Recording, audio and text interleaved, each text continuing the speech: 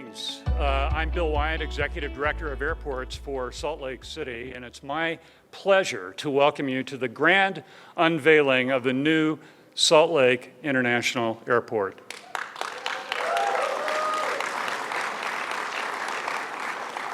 I'd also like to welcome those who are on the virtual broadcast, which is being streamed over slcairport.com. Suffice it to say, this isn't exactly how we imagined unveiling the new Salt Lake International Airport to our community. We'd hope to create multiple opportunities for the entire community, or as many as wish, to personally experience this remarkable new addition to the landscape of Salt Lake City and Utah. In the time of COVID, that is not to be. For those of us in the business of commercial aviation, safety is really our foundation. For those of you here, let me emphasize the importance of safety. This remains an active construction site. The new airport actually opens in 18 days, and we have a fair amount to do, so please remain on this floor, practice social distancing, wear your masks, except when speaking, and take advantage of the hand sanitizer stations throughout the airport. When the tours begin, for those of you who are going on the tours, we'll provide appropriate PPE. This moment has been 25 years in the making. As a part of today's commemoration, all of our speakers and other dignitaries and airport staff will be placing an item in this time capsule. My contribution to the time capsule is a copy of the 1996 Airport Master Plan, which has on the cover a rendering that looks remarkably like the airport we're here to celebrate today. And I'll leave it outside so any of you who want to come up and take a look can, but it is pretty amazing to think that back in 1996, this vision existed, the seed was planted, and here we are these many years later celebrating this. In 18 days, and by the way, I will probably say this more than once, I'm pleased to say that we are on time and on budget. 2.5 years ago,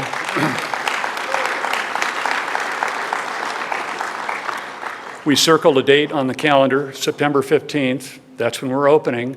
There may be a few guys running around with light bulbs and screwdrivers, but we're going to be open on the 15th. And then Delta will occupy all of Concourse A. 6 weeks following, on October 27th, Concourse B will be open, and you'll get a chance to see that in just a moment. And the other carriers, American Frontier, JetBlue, Southwest, Alaska, and United, will move into their new gates along with Delta.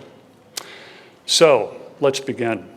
Before the airport was first constructed, and before the pioneers arrived, before the Western explorers first laid eyes on this valley, the land on which we're located today was and remains home to the Ute people.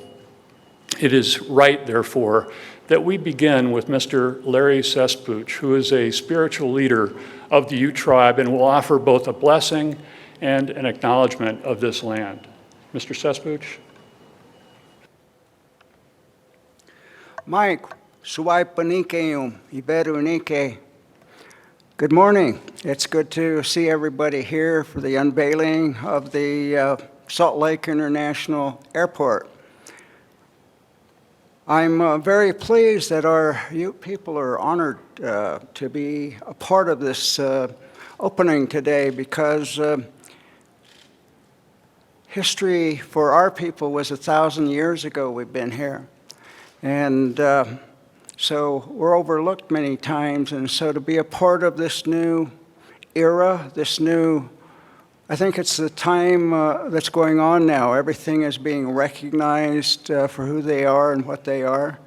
And so I'm very honored to be here with you today. The Salt Lake Valley is part of our Nuchu, Ute people's homelands, which expands to the converts of beautiful Colorado and Utah territories.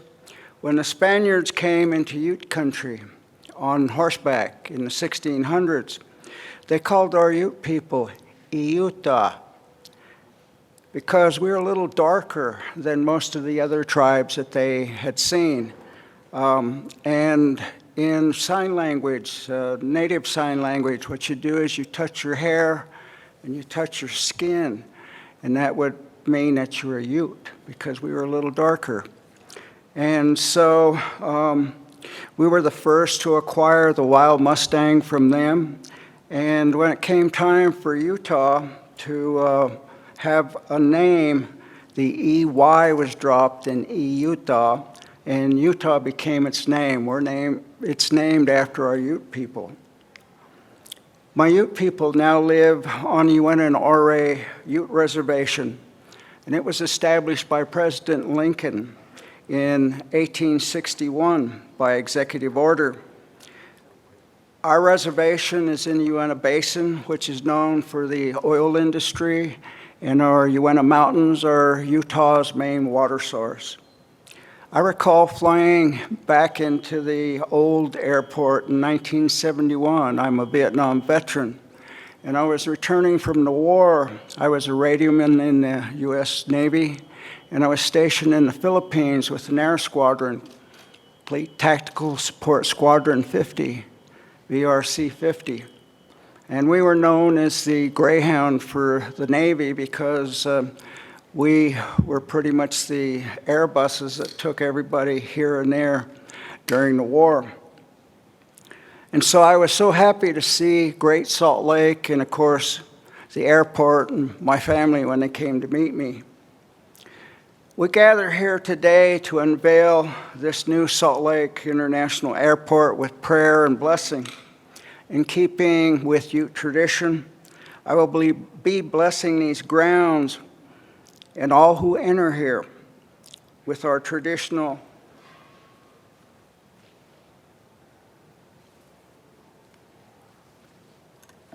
sweet grass.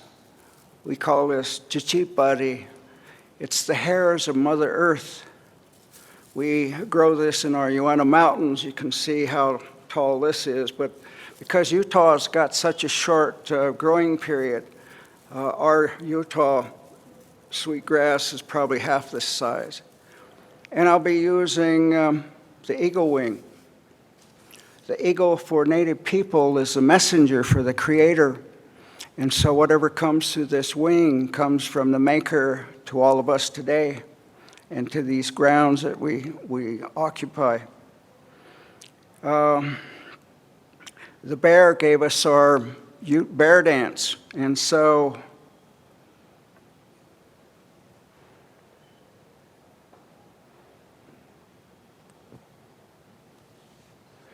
a little bear, carved bear, will go into the time capsule. The bear gave us our bear dance that we continue to celebrate every spring. An eagle feather from the messenger, but it also applies to the airlines and the industry because right now it's in a real low, and with this we ask that it will pick up here and things eventually will get back to normal and it will survive. And the last thing I'll include in the time capsule will be this sweetgrass that I used today to represent, these items will represent my people, and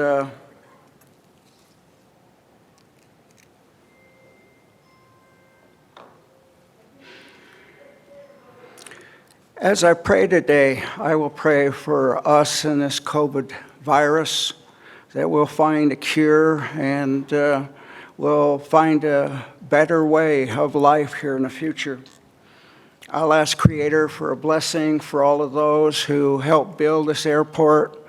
And I'll ask for my Ute ancestors to acknowledge this airport and give it its blessing. I will ask for positive things only happen here. And today, we all come together to say, Beiki in Ute, it means come. Welcome to the new Salt Lake International Airport, the crossroads of the world. If you'll please stand and pray with me.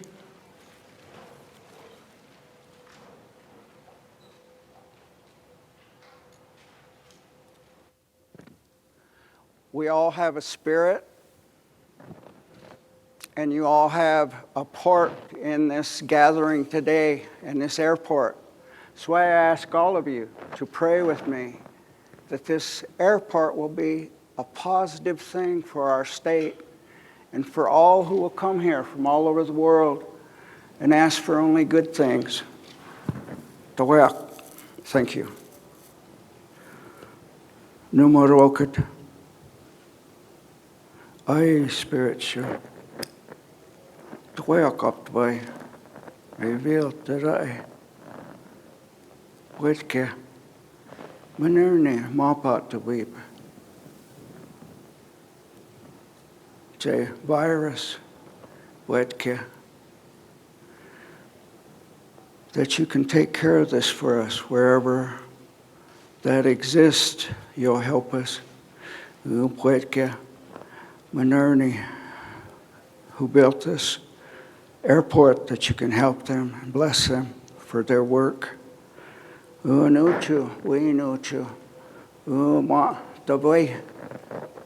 you acknowledge this airport and give it your blessing so good things can happen here. Manerne, Suwaige, do asti, Ibe, knew what's I. Manerne Peki, Tawayak Moano, I spiritual, Mapa,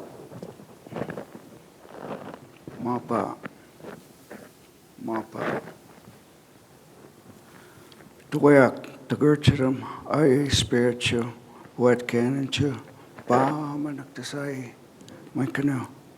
Tawayak, thank you. You may be seated.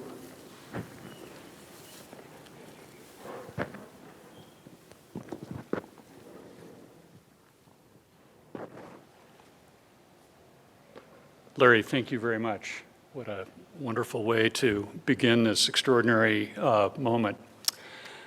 So this morning we are honored to have with us a number of distinguished guests, some of whom you will be hearing from in the next hour.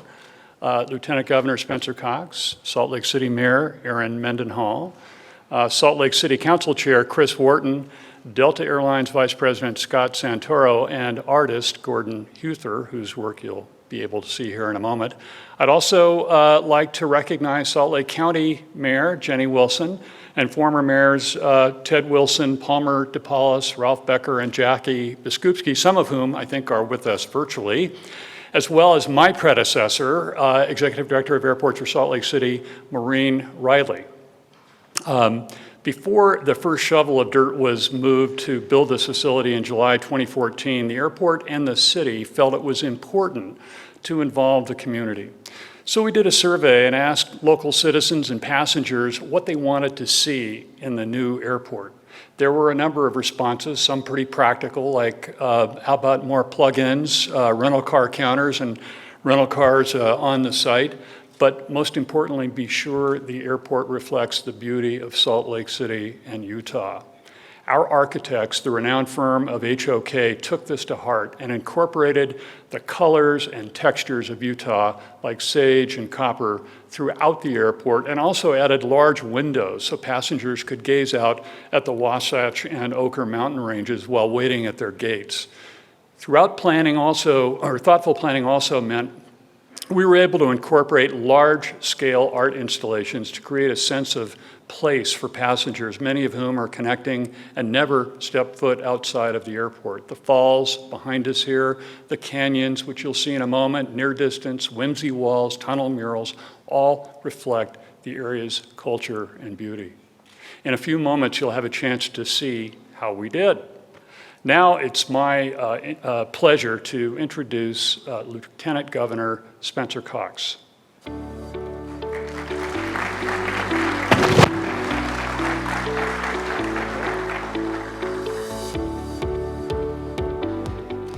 Thank you, Bill. Ladies and gentlemen, it's such an honor to be here with you on this very important occasion.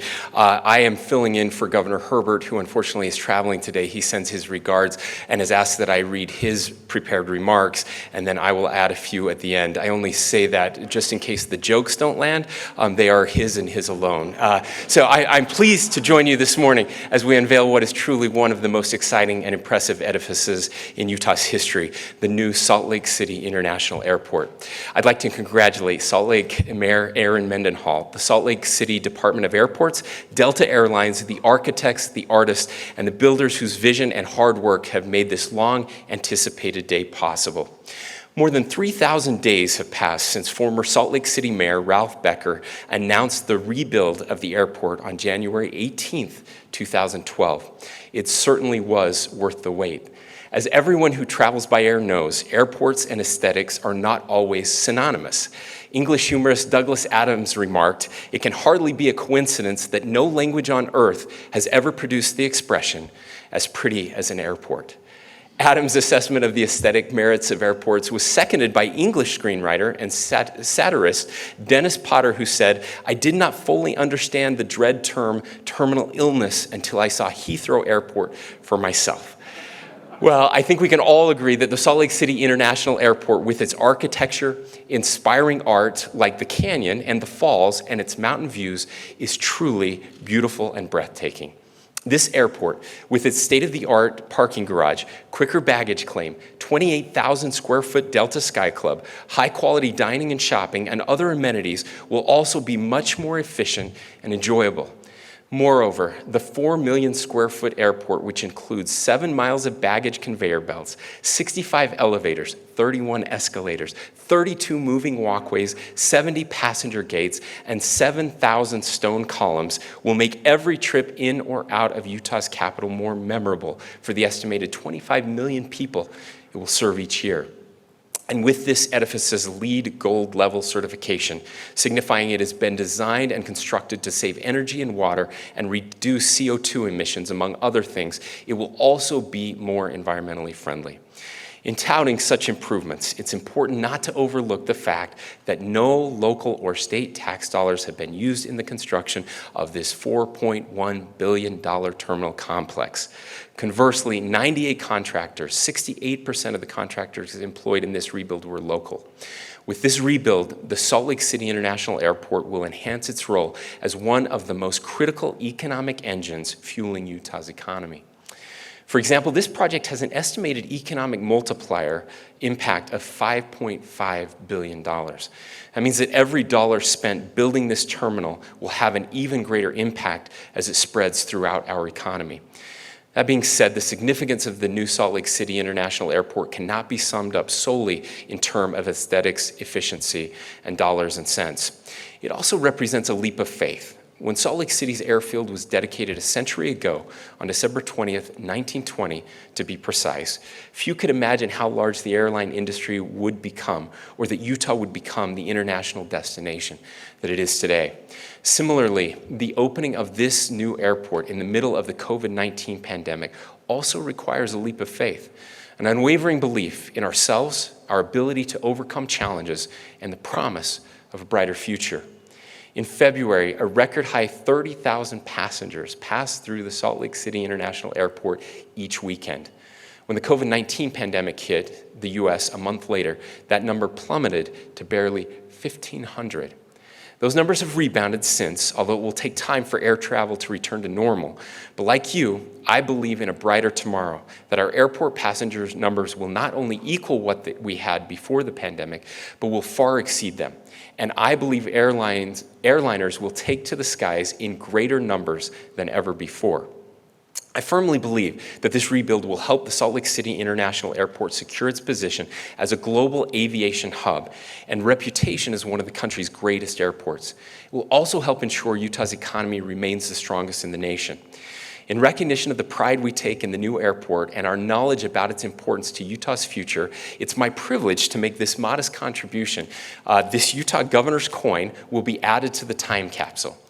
It is given to celebrate the special day and the signature achievement. Today, as the new Salt Lake City International Airport takes wing, I salute everyone involved in seeing this project through from its launch to this opening, and I wish you every success as you take aviation and air travel in Utah to new heights.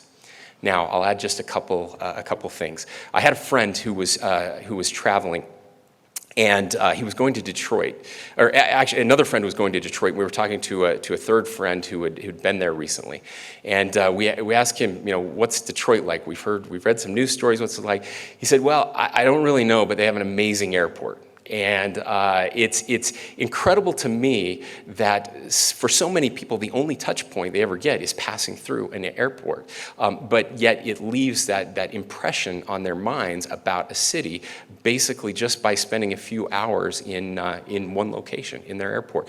And I have no doubt that the same is true here in Utah, as we are the crossroads of the world. And congratulations to Delta for putting us on the map in a very big way, being a Delta hub. And by the way, I'm told, and I don't want to, somebody else will tell this, but the best performing hub in the country right now is this hub right here in Salt Lake City, because people want to come here to enjoy what's outside of the airport, but they get to enjoy what's going to be inside of this airport. And the last thing I want to say, and I've shared this with some of you before, but it bears repeating. 4 years ago, I was in New York City meeting with one of the largest site locators in the country. This is a company, and all they do is help businesses expand or relocate to areas in the country. And when I got there, they said, congratulations to Utah. You are top 5 on our list. Every single company we meet with, we talk about Utah and if they would be interested in Utah. And I asked a question. I said, that's great. I love that we're top 5. How do we stay top 5? And he said, no one's ever asked me that question before. He said, let me give you just a quick example. Because this is being recorded, I won't say who it was. I don't want to offend some of our friends in another part of the country, in Texas. But they said there was one location that was always top 5 on our list and is no longer, we never even mention them anymore. And he said there's a reason for that. Actually, there's 3 reasons. They failed to invest in 3 things: infrastructure, infrastructure, infrastructure. And he specifically brought up an airport expansion that was supposed to happen and ended up not happening. The city council ended up turning it down, and it never went through. He said, the minute you stop caring and stop investing in the future of your state for future generations, investing in the necessary infrastructure, is the minute that you fall off of that list and fall off of that cliff.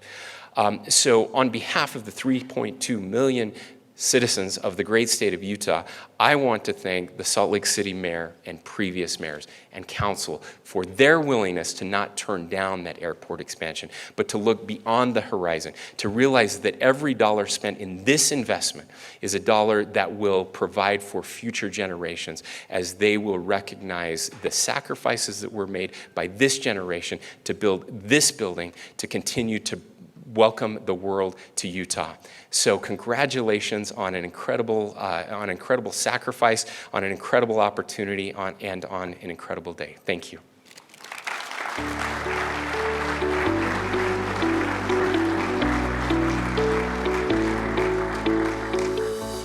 Thank you very much. Really appreciate that.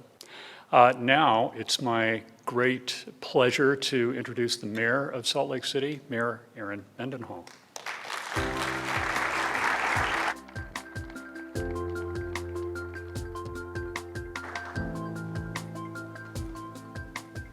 Thank you, Bill. Good morning, everyone.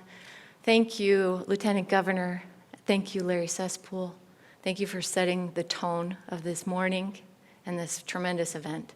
And it causes me to want to take a moment here and recognize the tragedies that are unfolding in the South as Hurricane Laura makes its way through hundreds of communities and affects the lives of thousands of people. To what extent, we don't yet know. And wish Godspeed to the Utah first responders who are on their way there as we speak, 19 of whom, perhaps 20, Chief Lieb is here and can correct me, are Salt Lake City firefighters. So we wish them well and wish well to all the folks throughout the country who are being affected there. To shift gears, good morning. Can I hear you? They even got the acoustics right in this place. It's not too echoey. To say that I am happy to be here with you today would be an understatement. I am truly thrilled to be here. Being in this beautiful space is almost surreal, because to think that 7 years ago, in 7 years only, we've gone from groundbreaking to a completely new Salt Lake City International Airport, and it is remarkable. I wore these shoes to the groundbreaking, so I had to break them out again today, because it's been one of the honors of my career to witness and participate in the process throughout these 7 years. I've been on many tours of this incredible facility as it's evolved, and every time I feel a palpable awe and excitement. I can just picture families like mine waiting in the greeting room to joyfully and loudly, and sometimes in humongous numbers, welcome their loved ones home. I can see parents traveling with their young kids that will appreciate the facilities that were designed to make their lives just a little bit easier, like lactation rooms in every women's bathroom and sinks installed right next to the diaper changing stations. You know what I'm talking about if you've had kids and you travel. I can see thousands of mobile devices charging all at the same time because they're connected to the outlets that are in every single seat. And people chatting and laughing over a meal or drinks at one of the premier local restaurants and bars that line the concourses. I could see people walking with their necks craned upward at what we're about to see, at the incredible, calming and beautiful waves of the canyon, and the colored three-leveled hand-pulled glass of the falls that are right there behind us. These artful creations and so many more give this building a soul before people even come through. And it's one that will surely resonate with passengers from the world over, even if they're only passing through.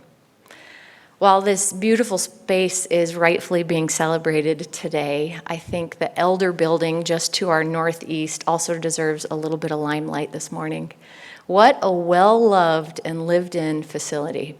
And what a representation of Salt Lake City's sustainable values, and using it as best we could for as long as we could. Bill likes to joke that it's on multiple forms of life support right now. Thanks to our fantastic airport team, that 50-plus-year-old building has been a workhorse. It's been moving 26 million passengers a year to their destinations, largely on time, too. And even though it was designed for half as many people, we made it work, and it worked well. It's a real point of pride for me that airport leadership stretched and scrimped for decades to have cash on hand, so not a penny of the construction costs of this new SLC came from local tax dollars. Well done, and thank you, Maureen.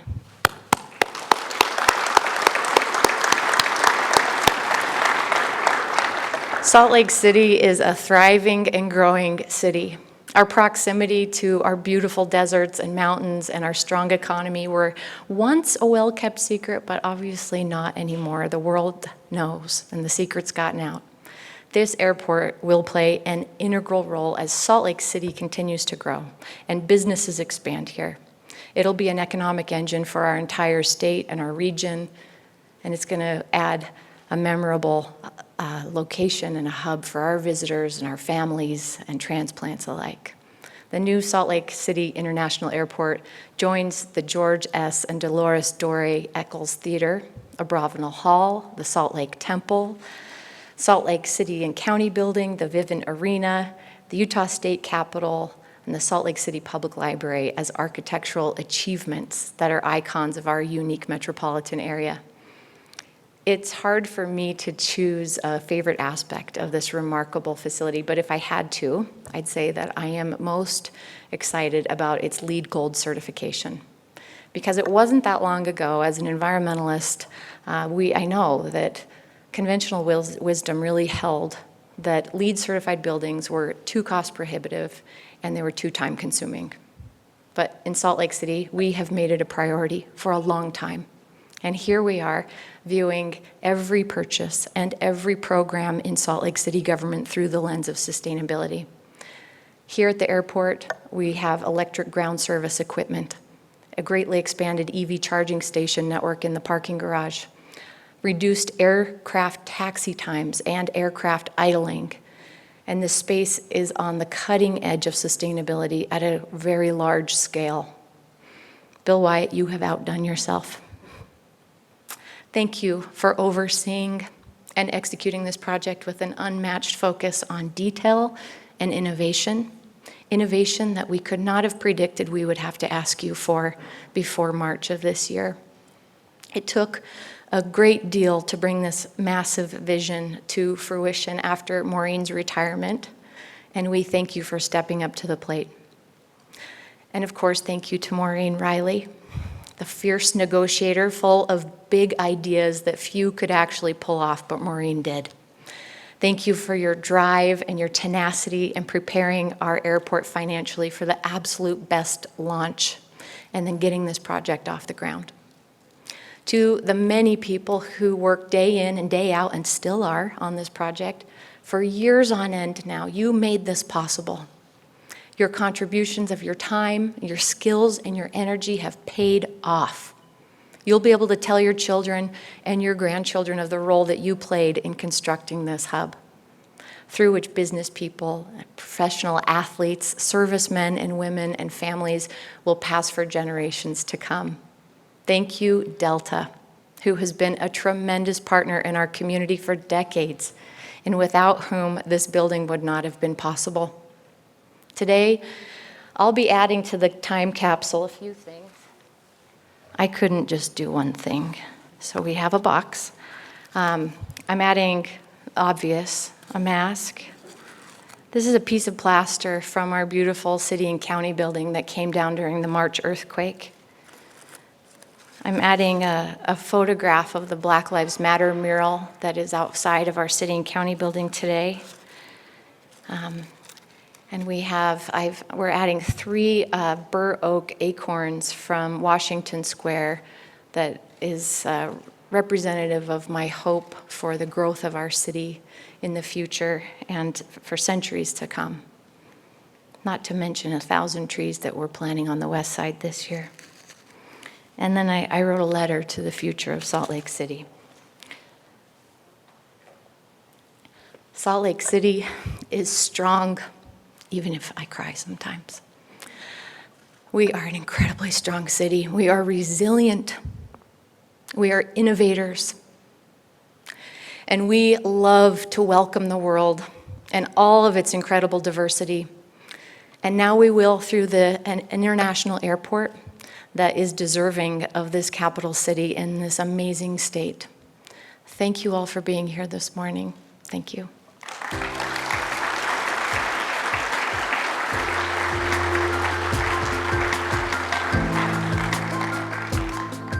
Thank you, Mayor. Now it's with great pleasure that I introduce Chris Wharton, who is the chair of the Salt Lake City Council.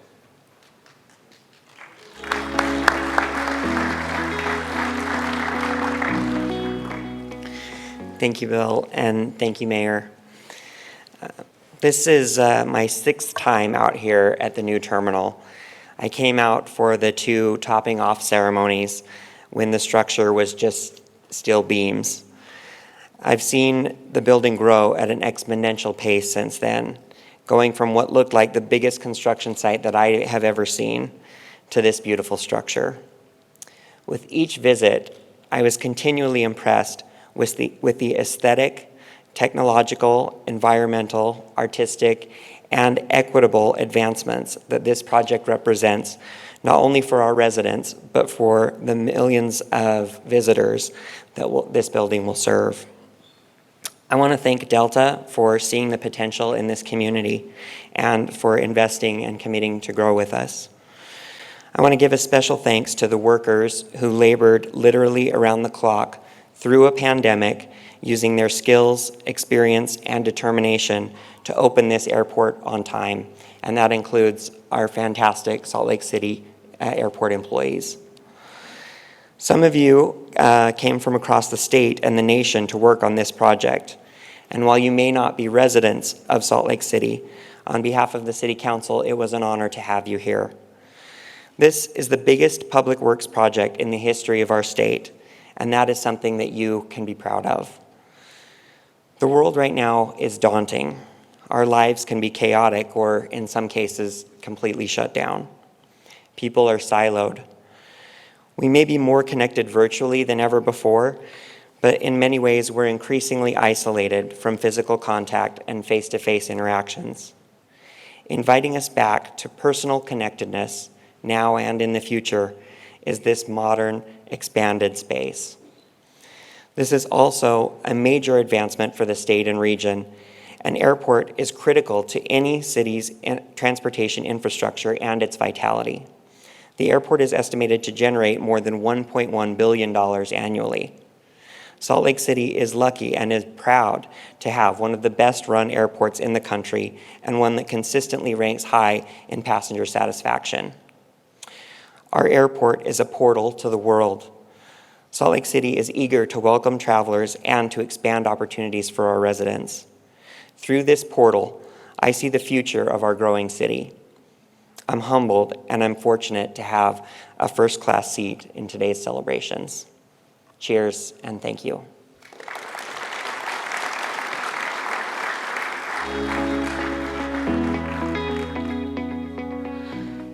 Thank you so much, Chris.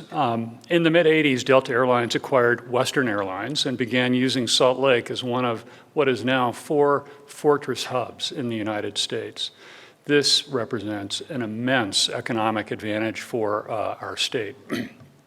During the period of final planning for this project, the airline business was not exactly robust. They were recovering from multiple bankruptcies and from the Great Recession. And the idea of building a brand new fortress hub surely had to feel a bit of a stretch at the time. Nevertheless, from the moment they chose to proceed, along with the unanimous support from all of the airlines, our airport's airline partners, they've been all in. This included, by the way, a decision by Delta to extend their lease here to 2034. This is one of the longest airline leases in the country, and it assures us, our community, and the people who buy the airport construction bonds of Delta's commitment to this project. A few months ago, when the depth of the economic challenges associated with the onset of COVID-19 became apparent, I'll admit to feelings of concern about the future of this project, about Delta's capacity to think about it. This has, after all, it's been the single biggest financial hit to the commercial aviation industry in history.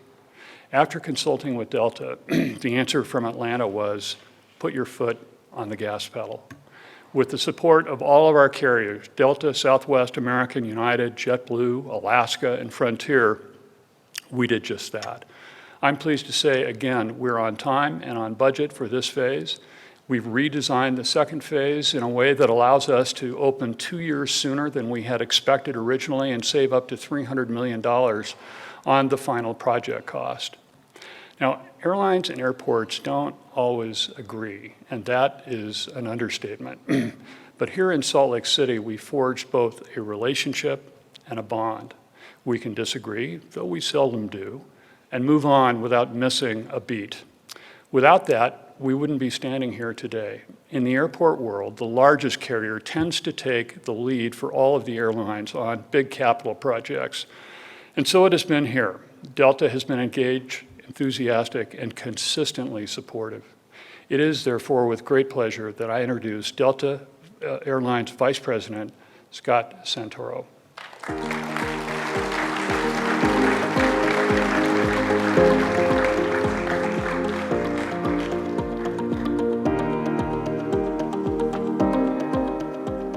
Good morning, all. How are you?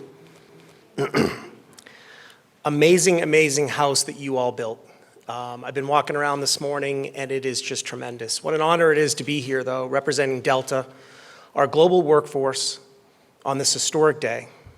For the past 60 years, Delta has remained a steadfast, strategic partner to the Salt Lake City International Airport.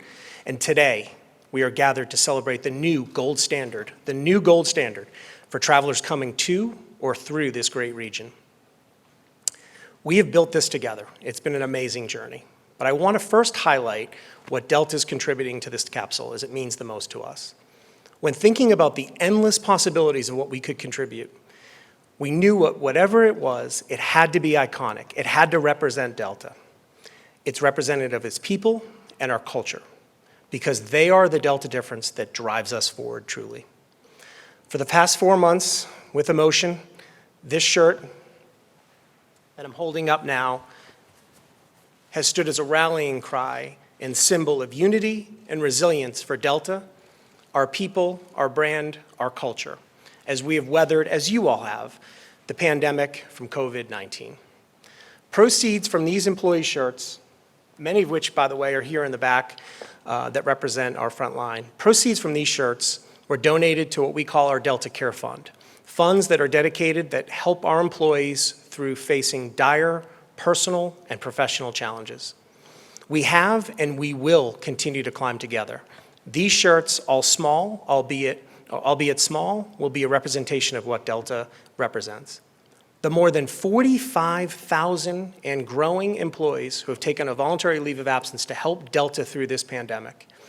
The now what is unheard of, 19,000 employees just last month took an early departure or an early retirement package to help Delta and help us through this crisis.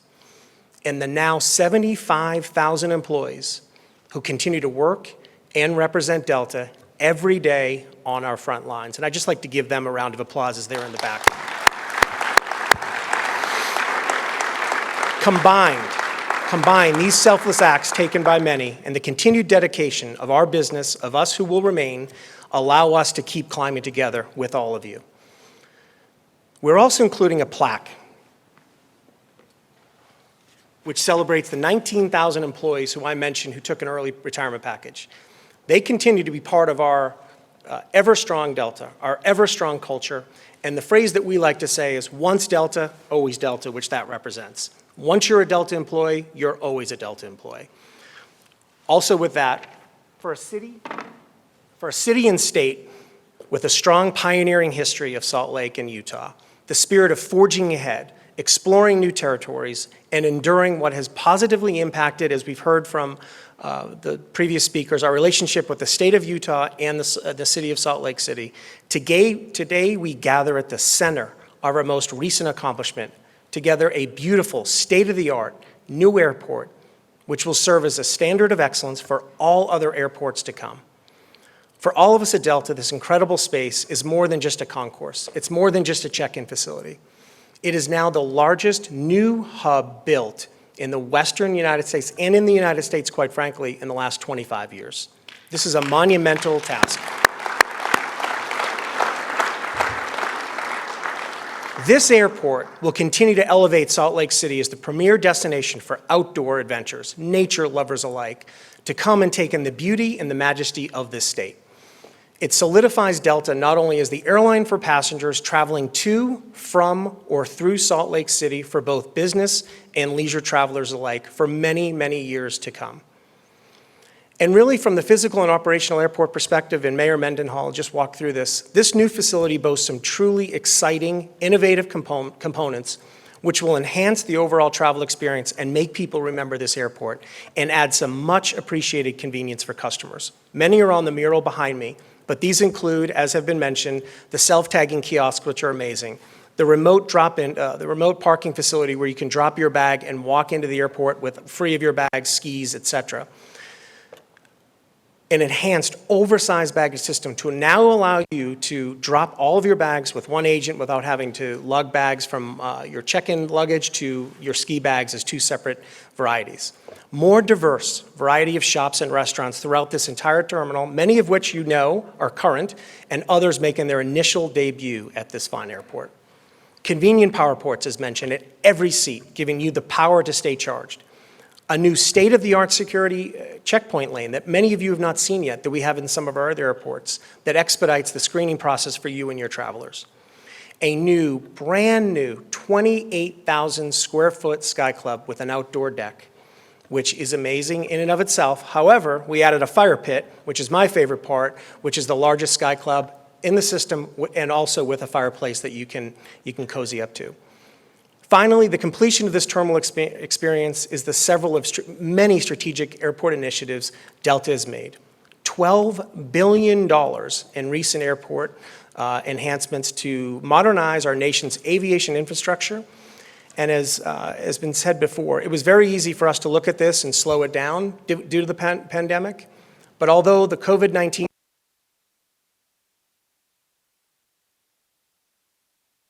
to the community that we serve, regardless of the level of service that we provide, the promises that we made to you and those that we partner with, we kept.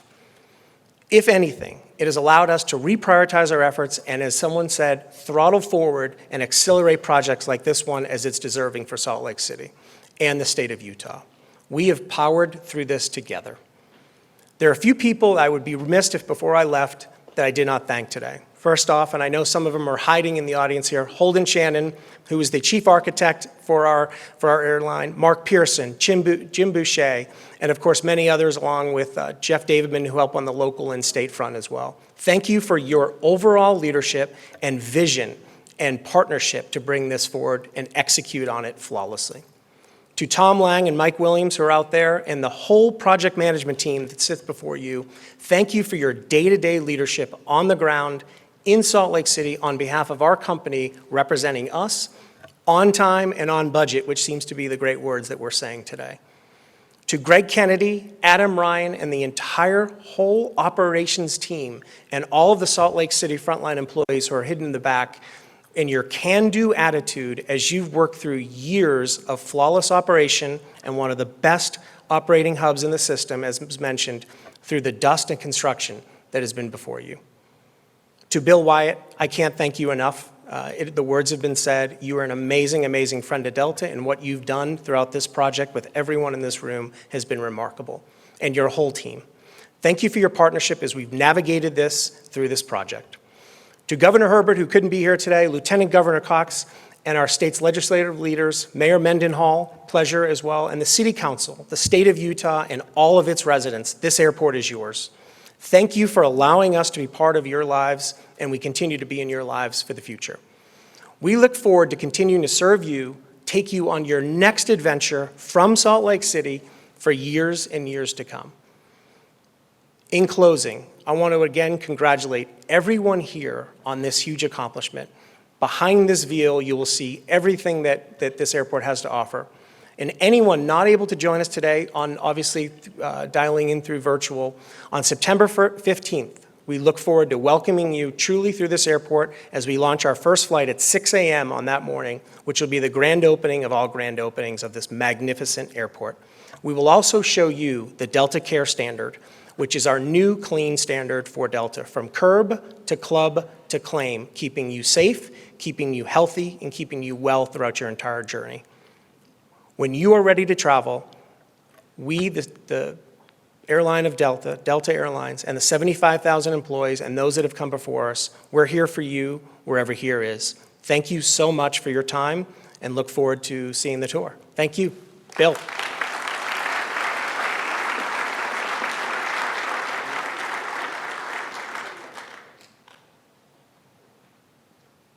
Well, we're getting close.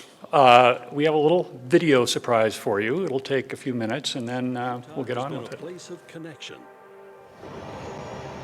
As travel has moved from the rails to the sky, a new golden spike has been placed at the Salt Lake City International Airport. The Salt Lake City International Airport is a boost to the entire state. Many people would think of it as the gateway to our state. We are known as being the crossroads of the West, but we're becoming known as the crossroads of the world. Anyone traveling to or from the Intermountain West is inevitably coming in and out of Salt Lake International. We're very convenient. We're on the way to everywhere. The airport, therefore, is, I think, a really important part of families' and individuals' personal histories. It's part of the stories we tell, and it's a place where people can get to and come together to welcome people back home. We had some visionary people out there that says, you know what, we have this potential in the future. Let's modernize our airport and make sure we can accommodate the future as we welcome the world to Utah. Say hello to the new SLC. In the early 1900s, aviation began to expand across the United States, and in 1920, Salt Lake City leaders began looking for a place where planes delivering airmail could land. They selected a barren, marshy piece of ground west of town and named it Woodward Field. So the choice of this particular place for the airport in 1920 was a good one because nobody wanted to live out there.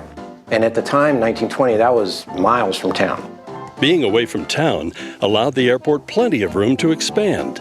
By the 1930s, there were thousands of passengers flying in and out of Salt Lake City each year. In 1933, the city built an administration building for the airport, and it was used as the first terminal.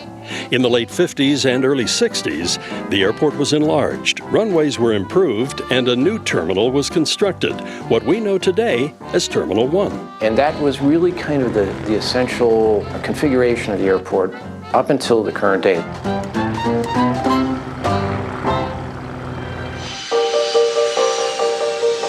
Over the years, Utah has experienced economic booms, population growth, increased tourism, and has hosted the Winter Olympics.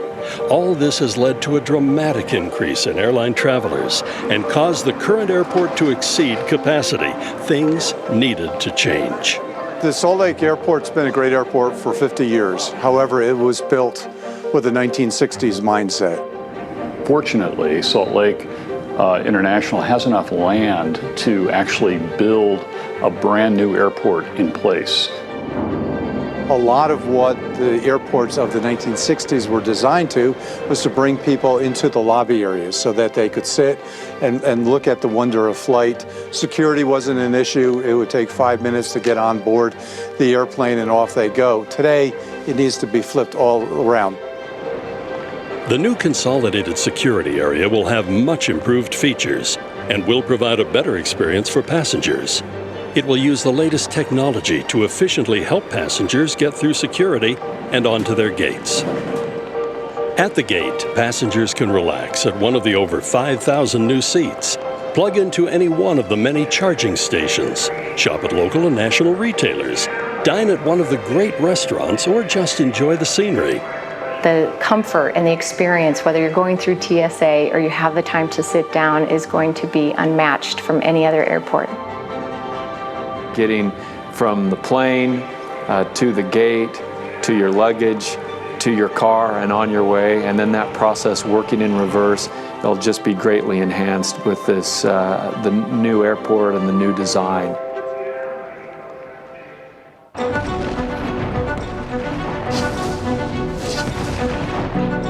Strong buildings are built on strong foundations. And since a major fault line is nearby, the new SLC is built to withstand a major seismic event. One feature of the new facility is that it's built to very, very high standards. And so we did have an earthquake. At 7:09 this morning, a 5.7 earthquake hit.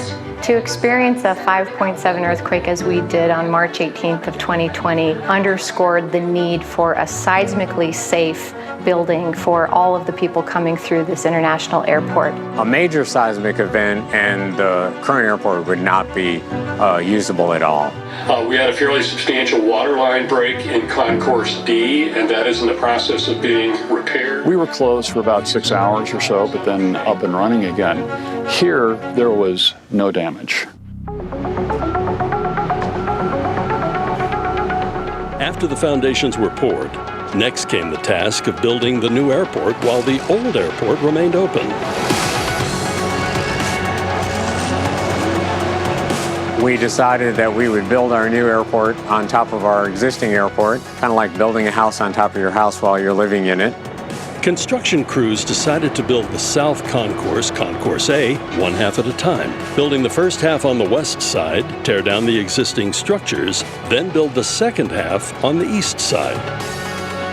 There'll be concourses that are south with an east and west wing, and then also a north concourse, new roadway systems, as well as a new central utility plant.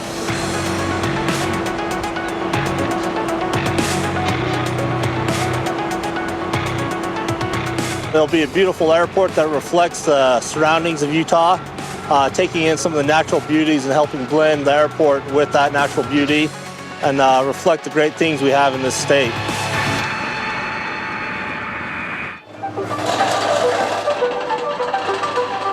With the foundations laid and the groundwork complete, structures began to rise. Designers wanted these terminals to leave an impression on travelers, so they incorporated colors and features to highlight the natural beauty of Utah. They'll come in through this venue that has a sense of place. Lots of local art, lots of amazing features and the architecture of the airport that enhances that sense of place. We're building temples to transportation. This is the new Notre Dame's. That's what we're doing here. So we have this major thoroughfare called the Canyon with this canyon art installation. There's another feature called the Falls. It's diachronic glass, and so the sun will refract off of it. It's a beautiful 80-foot long piece. We want this to reflect kind of the landscape and the beauty of Utah. So even where you maybe don't go outside the airport, maybe we're just a stop, you can kind of get a sense for this beautiful state here nestled at the foot of the Rocky Mountains we call Utah. When you walk off the jetway and you come into that main arrival hall and you see those huge windows and our massive, incredible mountains as they spread out to the north, that's going to tell people, hey, you're here to ski. One of the things we're going to do with the new Sky Club is we're going to have an outdoor covered space so customers can go outside and take in the views of the mountains. The colors and the textures and the light and the views are going to be absolutely extraordinary, really stunning. The whole idea is to be an experience like you've never ever had in an airport. You know you're in Salt Lake City when you land in this airport. The art and design of the new SLC is not just to be enjoyed by travelers, but also by local residents who come to the airport for reunions and farewells. As we see welcome home parties in the Salt Lake International Airport like you'll never see anywhere else. And the notion and thought that it's going to be a warm, comfortable, celebratory setting for those reunions just warms my heart. I don't think you can overstate the idea of convenience when it comes to the Salt Lake City, Utah airport. It's in a metropolitan area. It's a hub. It's close to 11,000-foot peaks. Few other capital cities in the country have an international airport so close to the downtown core, let alone the proximity to all of the ski resorts and other amazing natural assets that people come here to experience. It's just the perfect location for an airport of its caliber. We have become famous for our Red Rock country, the Mighty Five National Parks. If you're a skier, you know you've got to experience Utah. We have 11 resorts within an hour of the airport, 500 inches annually of the lightest, driest, best snow in the world. So these folks that are visiting are essentially helping fund our restaurants, our attractions, our roads, our healthcare. So it's a wonderful setup. The more that you can do to accommodate the traveling public and make it convenient, the more tourism there's going to be and the better it's going to be for the state and all the businesses here. I think we are on the cusp of some significant opportunities that Utah never dreamed about in the past, but which are going to be part of our reality in the future.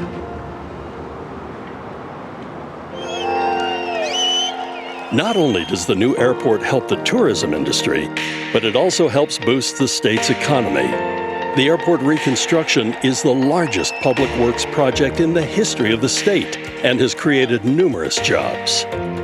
There are tens of thousands of people who work at the airport. They either work for the airport, they work for the airlines, or they work for the businesses that are related to the airport. All of those wages are paying Utah families and then being redistributed in the economy. Particularly in the context of the pandemic and the economic crisis that has ensued, keeping those dollars here in our local economy goes even farther to supporting our recovery in the months and years to come. The folks that are doing this work are incredible professionals, all the way from the engineers to the guys laying out the cement. It has just been a remarkable progress. The entire team working on this project is best in class. The numbers I've looked at would suggest that the times there's 1,700 workers there on site, building this incredible asset for our state. To be able to bring a project like this in on time and on budget is really a testament to the people who've been on the ground doing this work the whole time. They're very proud of what they're building, and we try and remind them of that every day, that they're building something that their children and grandchildren and everybody are going to be enamored with. It's a satisfying event to be able to see all those different pieces coming together that we've been planning over the last 4 years. You look at the whole project in every aspect, the exteriors, the interiors, the size of the structure, the building, the roadways, everything about this is just cool. I'm looking forward to being able to walk away from this thing years from now, and a testament to all the hard work and dedication of all the employees on site. If you run a safe, clean job, you got great flow and efficiency, and then you have great quality. You got to take pride in what you do, right? It's an exciting place to be right now, and very thrilled to be part of the crew. We have 4,500 employees here in Salt Lake and the surrounding area that call this home. I think there's a lot of thank yous to give out to many people. First and foremost comes to mind Delta. We love being Salt Lake City's hometown airline. It really launched Delta into the western half of this country. Delta brings people to us from all over the world. It really is the heart of what makes us an international place. We want to be seen as not just a great airline, we want to be seen as a great member of the local community. It's been a lot of years in the making. That's right, yes.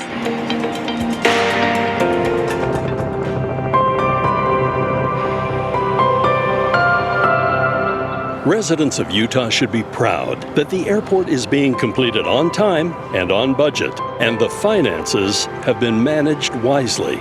And amazingly, none of the local citizens are footing that bill. It'll be done through user fees and revenue bonds and other mechanisms, and that speaks to the fiscal prudent nature of our community and our state. So thank you, one and all, who've made this a possibility, taking it from the dream stage to the reality stage. This is a once-in-a-generation project, and it's something I hope we can all be proud of for generations to come. It's going to be famous from the day it opens. Every time I'm out at the airport and I've seen that thing being built, I just get so excited at this kind of new beginning and new chapter for Salt Lake City and for the state of Utah. We are growing and thriving and investing in the future. And I think that's such a positive message for Salt Lake City to share with the world. And now this is a new milestone, a milestone that we will look back upon in our future and think this was another great leap forward for the state of Utah to be a crossroads of the world. It's only the beginning. Say hello to the new SLC.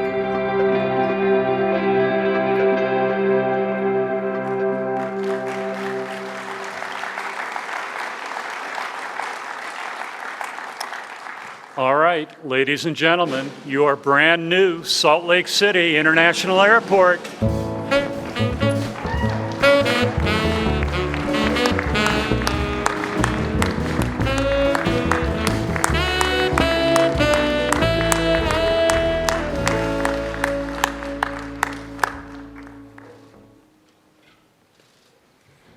Well, now that you've had your first peek, actually, I guess you've had multiple peeks through the video, I want to welcome Gordon Huether up to the podium. Gordon is the artist whose incredible vision is reflected throughout the airport. It is so rare to be able to integrate art and architecture in the way that we have. And I think a great deal of the credit owes to my predecessor, Maureen Riley, who found a way to bring Gordon into this project. Anytime you do art in public spaces, politics can find their way into the game, and that was not the case here. So Gordon.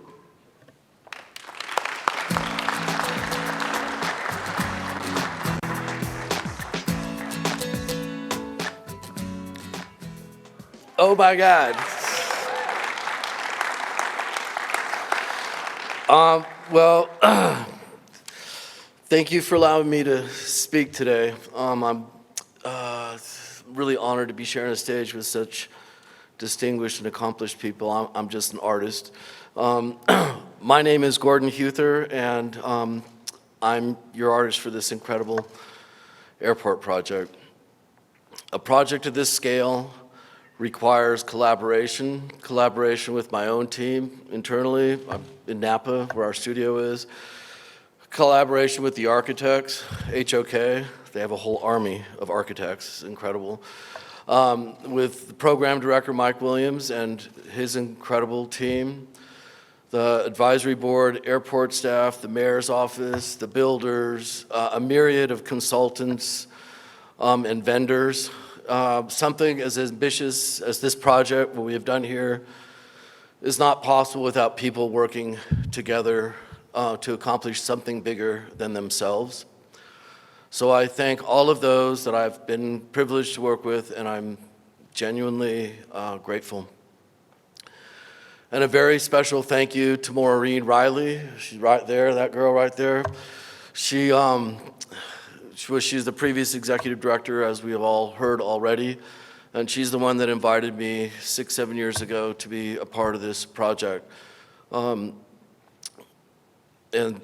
We've nominated her for sainthood at our studio, so you'll see her wearing a funny hat one of these days. And thank you, Bill Wyatt, for carrying the art torch forward. You didn't have to, and I'm glad that you did, and I think that we're all going to be glad that you did, so thank you.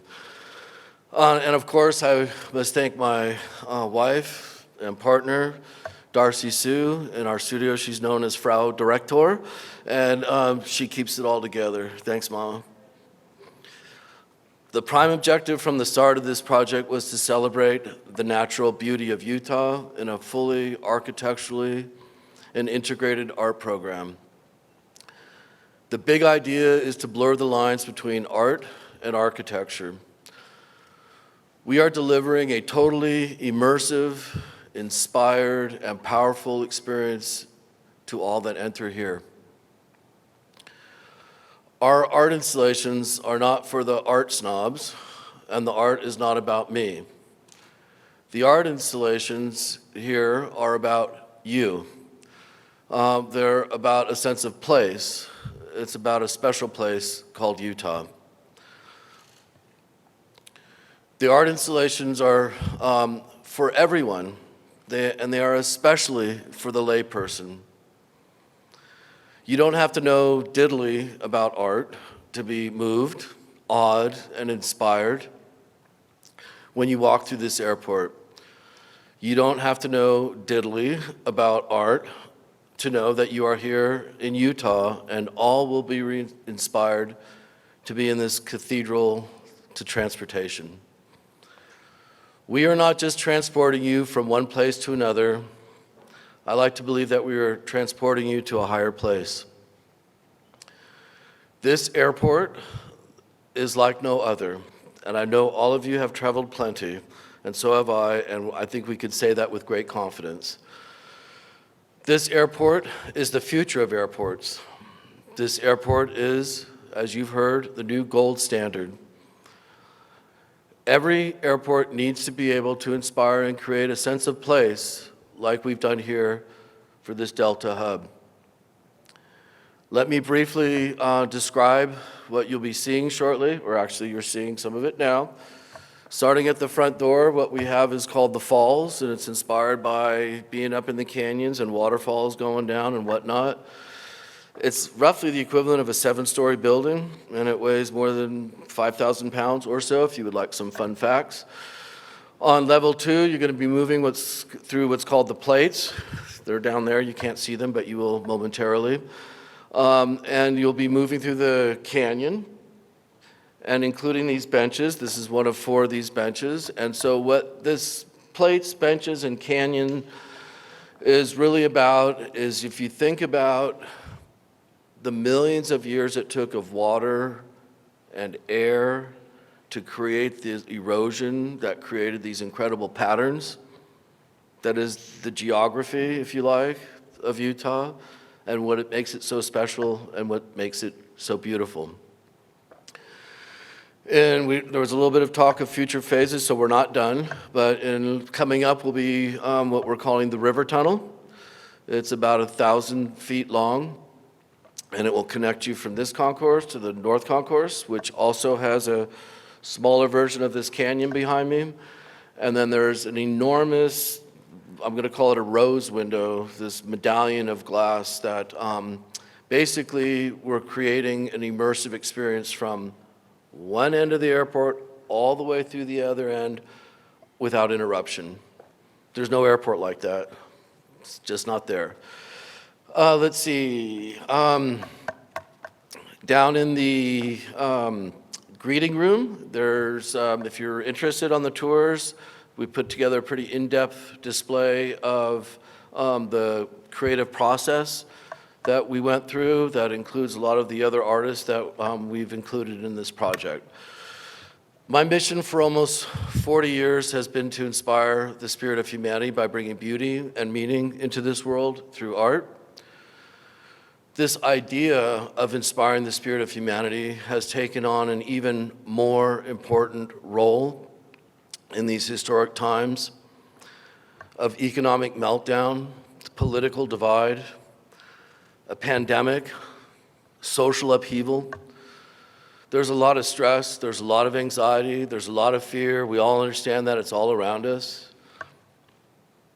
If there was ever a time that art mattered, if there was ever a time that art should transport you to a higher place, if there was ever a time where art could unite us in inspiration, nature, and beauty, now would be that time. Never has art served a better and higher purpose, and I'm humbled to be your artist. Thank you.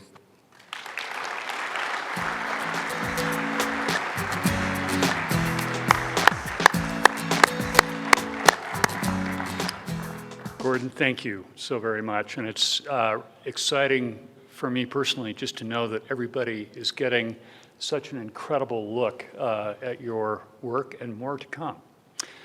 Well, as it turns out, 2020 is going to be a year to remember for reasons far beyond our airport. This new airport is a positive and bright spot in what has been a dramatic and tumultuous year.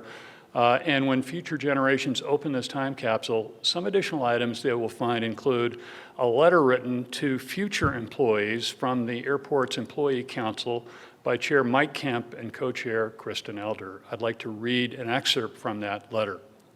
2020 was one giant curveball. Salt Lake City Department of Airport employees came together and got the job done. We pulled off what seemed to be the impossible amidst the wild times we're facing. This new airport became a beacon of hope for the return to normalcy. From the Airport Redevelopment Program Director, Mike Williams, is placing it's not really a thumb drive, but a hard drive with all of the construction drawings, which are approximately a lot. From Maureen Riley, a statement read into the congressional record from Senator Orrin Hatch honoring Maureen and paying tribute to her when she retired from this airport. Also, we plan to place a piece of the world map from Terminal 1 prior to placing the time capsule in the floor for someone to open in about 100 years. And I get this question all the time, what's going to happen to the world map? And if you haven't heard this story already, I'll tell you, it was not possible to save. Just the manner in which it was constructed makes that so. So we went to Gordon and said, Gordon, what can we do? And he took a series at night, very high resolution photographs. And if you go to the greeting room, you will see it between two pieces of glass, 10 feet by 10 feet. And it's really extraordinary, added back some of the original color that I'm sure has faded over time, but just another recognition of the service paid to us by the existing airport and hopefully reflecting that on into the future. All of us who've had the privilege of working on this project stand on the shoulders of literally thousands of people. It's impossible to recognize them all, though each who have had their fingerprints on this project will know that family and friends, neighbors, all will understand the value, the contribution represented by this new airport, which will serve Salt Lake and Utah for decades and decades to come. There are, however, a few people whose contribution I must specifically acknowledge. First, my predecessor, Maureen Riley. So those of you who haven't been in the airport world and don't know what it's like to negotiate an airport use agreement with the airlines have no idea what fun you've missed. It's a document that's about this thick, and every syllable is fought and wrestled over for some period of time. And in 2014, the current airline use agreement was negotiated between the airport and the airlines, although it is largely Delta because this is their hub. And it was the foundation document for the construction of this airport, without which we wouldn't be here, because the City General Fund, thankfully for you, Mayor, doesn't make a contribution to the airport. It is really all based on use fees of one sort or another. And so it's a fairly intense negotiation, without which we simply couldn't have made this happen. So it's a terrific agreement. It's good for the airport. It's good for the airlines. We all win together and we all sink together. And right now we've got that sinking feeling, but that'll change, I'm sure, in the future. And Maureen is noted, whether you know this or not, around the country, really around the world, as one of the great airport directors. And I wouldn't be here today but for the great work that she did, and I really deeply appreciate it. My staff at the Department of Airports, who are scattered all over the place here, for the last decade really have been doing two jobs. They've been running the existing airport, and I can tell you, having come from another large hub airport, this is a really lean operation that I think is consistent with the culture of the state, I guess I would say, but very lean. And so here you've got roughly 500 people who are running the existing airport, but also over here almost every day, just making the clock tick. And it's been intense and it's been extraordinary. The mayor gave us some great advice. We had a virtual town hall and someone asked her, gee, what are we gonna do when this is over? And she basically said, take a deep breath and really appreciate what you've done because the tone and the pace is gonna change so much. We have just a great team here at the airport. I couldn't be prouder to be associated with them. I would say the elected leadership of Salt Lake City. Airports are not typically a function of cities. And I think it must have taken a lot of courage to commit to this project because we're outsized as a city department, I think I can safely say. And just to give you a perspective on that, we spend about $3 million a day on this project, which is about $1 million more than the entire general fund reserve of the city of Salt Lake. So they committed to this project. I think I can say that in not every case do airport projects go well, and it took a lot of stuff to support this project from day one. Everybody that I've encountered in the city has been nothing but supportive, and it means everything for our partners here to know that the city is so committed to this project. So thank you all very, very much. Let's see. Another tribute to Maureen and to my predecessors. At the beginning of the project, there are all kinds of ways to manage projects like this. And the city chose to create a separate project management team, the aforementioned Mike Williams, who I'm going to grab in a minute to get his contribution to the time capsule, moved here, largely private sector individuals, some of them city employee or department employees, but these are folks who basically do this for a living. Mike Williams has been building airports for the better part of his professional career. And they have assembled a team over in a trailer city that's kind of over in that direction. And they are day-to-day in charge of building this airport. And I think this was one of the wisest decisions I could ever have imagined, because when it's gone, they're gone. It's not a continuing obligation of the airport, but they bring this immense and enormous expertise to us and to Salt Lake, without which I think we would easily have struggled. The project architects, HOK, they're a global design, architecture, and engineering and planning firm created with the direction from the city and the Department of Airports and Delta and all of the other partners, a really remarkable design. And if you're a student of airports, particularly newer airports, this is really unique, and we can talk about that to some extent on the tours. And I think took a lot of courage, to be honest, because HOK is a global firm. They designed the Hong Kong airport, after all, which is really one of the world's best, and took, I think, an extraordinary risk here, and it's one that is going to pay off long, long into the future. Our federal partners, airports are like small cities. We have a lot of partners, and our federal partners are critical to the successful operation of the airport. The Federal Aviation Administration, the Transportation Security Administration, Customs and Border Protection, each in their own way, really put their shoulder to the wheel to make this happen, because it is not an easy thing to do. I want to make particular mention of our Federal Security Director here for Utah, who is domiciled here, Mr. Mark Lewis, who's going to be retiring soon from this job.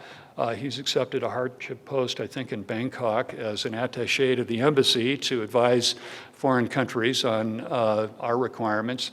And Mr. Larry Overcast, who's been the port director and head of Customs and Border Protection here for quite some time, and who has also recently retired. And we snagged him right away and put him to work on our side of the fence, but he's been terrific. And finally, of course, Delta Airlines. And this is in no way to diminish the importance or the role of the other carriers who serve Salt Lake. But if you just sort of think about the scale and the arc of this project when it began and where we are today, it's really extraordinary. And I can honestly say the partnership and the relationship that we've been able to strike and forge with Delta is the reason we're here, because projects like this are not for the meek of heart. They go through extraordinary, challenging times, and Delta has just been a great partner. I do want to give a shout out to Holden Shannon and the commercial real estate team. They tend to be the people that airports interact with, and we've had every moment of their attention as required. They've been great partners, very engaged. I remember I hadn't been here very long, and I said, hey, we'd like a 10-year lease extension just to kind of make sure that we're in good stead. You know, that doesn't really happen in the airport world. And there was a little back and forth, but at the end of the day, it was, yeah, okay, fine, 10 years, good, let's do it. That's a, multi-billion-dollar commitment, just saying. We have a variety of concessionaires and rental car companies, and you'll get to see some of those on the tour, certainly. But the reality is none of it works if there aren't airlines, airplanes, and passengers. So thank you very much.